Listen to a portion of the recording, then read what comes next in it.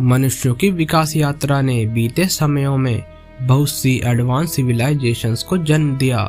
हर civilisation की अपने आप में एक अलग और स्पेशल आइडेंटिटी थी, लेकिन इनमें कई सिमिलैरिटीज भी रही हैं। जैसे हर सिविलाइजेशन में मृत्यु के बाद की यात्रा पर विशेष ध्यान दिया जाता था, लेकिन जिस सिविलाइजेशन में मृत्यु के बाद की यात्रा पर सबसे ज्यादा ध्यान दिया गया था वह थी एंशिएंट इजिप्शियन सिविलाइजेशन।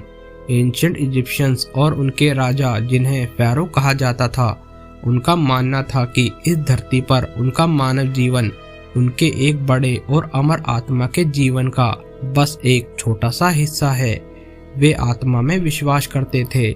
फेरो का मानना था कि जब उनकी मृत्यु होगी तो उन्हें एक टॉम्ब में दफनाया जाएगा, जहां से उनकी आत्मा को सियार के मुंह वाले इजिप्शियन गॉड एनुबिस के मार्गदर्शन में अमर जीवन की तलाश में उन्हें जलते हुए अंडरवर्ल्ड की एक कठिन यात्रा करनी होती थी, जिसे इजिप्शियन लोग ड्वाथ कहते थे।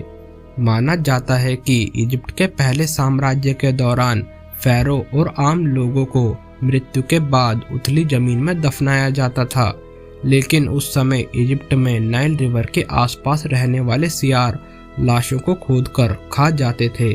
इन टॉम्ब्स की रक्षा करने के लिए वे लोग सियार देवता एनुबिस की पूजा करने लगे।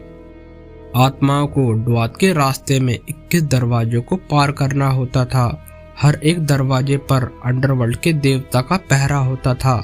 आत्माओं को इन देवताओं का सही नाम लेकर वो पाप गिनवाने होते थे जो उन्होंने नहीं किए, तभी उन्हें आगे बढ़ने की अनुमति होती थी। किसी मृत व्यक्ति की आत्मा को सही राह दिखाने और सुगम यात्रा के लिए उनकी टॉम्ब पर अंडरवर्ल्ड के देवताओं के नाम और कई जादुई स्पेल लिख दिए जाते थे। ड्वाथ की इस यात्रा में कई कठिनाइयों का सामना करते हुए उन्हें होल ऑफ द ट्रुथ यानी सत्य के दरबार तक पहुंचना होता था। सत्य के इस दरबार में गॉड ऑफ द डेथ यानी इजिप्शियन गॉड ओसिरिस बैठे हुए होते हैं। यहाँ पर फेरो के साथ साथ आम लोगों के साथ भी सेम बिहेवियर किया जाता था। हॉल ऑफ ट्रुथ में आत्माओं को एक बड़े से बैलेंस यानी तराजू के सामने लाइन में लगना पड़ता था। सभी आत्माओं को यहाँ अपना दिल शुतुरमुर्ग के एक पंख के विरुद्ध तोलना होता था। यह पंख प्योर सोल का प्रतीक माना जाता था। एंशिएंट इजिप्शियंस का मानना था कि दिल में आत्मा का वास होता है। जिन आत्माओं का दिल पंख की तुलना में भारी होता था वह दिल बैलेंस से नीचे गिर जाता था, जिसे मगरमच्छ के मुंह वाली देवी अमित खा जाती थी और आत्मा वहीं नष्ट हो जाती थी। उन्हें अमर जीवन नहीं प्राप्त होता था। जिन लोगों ने मनुष्य जीवन में अच्छे कर्म किए हों और धर्म का पालन किया होता था, उन्हीं लोगों का दिल पंख से हल्का होता था। उन्हें ही फील्ड ऑफ द रीड्स यानी आरू में जाने की अनुमति होती थी। आरू स्वर्ग के समान वही जगह होती थी जहां आत्माओं को अमर जीवन मिलता था। इजिप्शियंस ने आरू को नाइल रिवर के पूर्व की ओर की भूमि के समान बताया है, जहां से सनराइज होता है। वहां किसानों के लिए फर्टाइल लैंड्स होते थे और फेरो अपने बचे हुए शौक वहां पूरा कर सकते थे। वहां वे आत्माएं हमेशा सुकून से रहती थी। आरू के स्वामी भगवान ओसिरिस थे। Osiris God of the death कैसे बने, इसकी कहानी भी बहुत रोचक है। भगवान ओसिरिस के गॉड ऑफ द डेथ बनने की कहानी। इजिप्शियन माइथोलॉजी के अनुसार ओसिरिस पहले इजिप्ट के एक महान राजा हुआ करते थे। God of the death Anubis को कहा जाता था।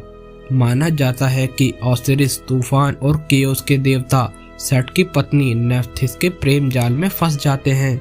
इसके बाद सेट ओसिरिस की हत्या कर देता है और उसके शरीर के 42 टुकड़े कर नील नदी में बहा देता है और खुद इजिप्ट के सिंहासन पर बैठ जाता है। ओसिरिस की पत्नी आइसिस अपने पति को पुनर्जीवित करने के उद्देश्य से नेफ्थिस की मदद से ओसिरिस के शरीर को रिकवर कर लेती है। जादू और उपचार की शक्तियों के देवता थॉथ इसमें आइसिस की मदद करते हैं। कहा जाता है कि देवता एनुबिस पहली बार ओसिरिस का शव लेपित कर पहली मम्मी का निर्माण करते हैं। देवता एनुबिस अनुष्ठान करने वाले पुरोहित एम्बलमर की भूमिका सबसे पहली बार निभाते हुए कई अनुष्ठानों को अंजाम देते हैं। इसके बाद ओसिरिस को पुनर्जीवन मिलता है। इतना ही नहीं, एनुबिस अपनी जगह ओसिरिस को गॉड ऑफ द डेथ के रूप में नियुक्त करते हैं और आरू का हेड भी ओसिरिस बन जाते हैं। वीडियो पसंद आए तो वीडियो को लाइक करें और दोस्तों के साथ शेयर करें। आप हमें कमेंट करके बता सकते हैं कि आप और अन्य किस टॉपिक पर वीडियो देखना चाहते हैं।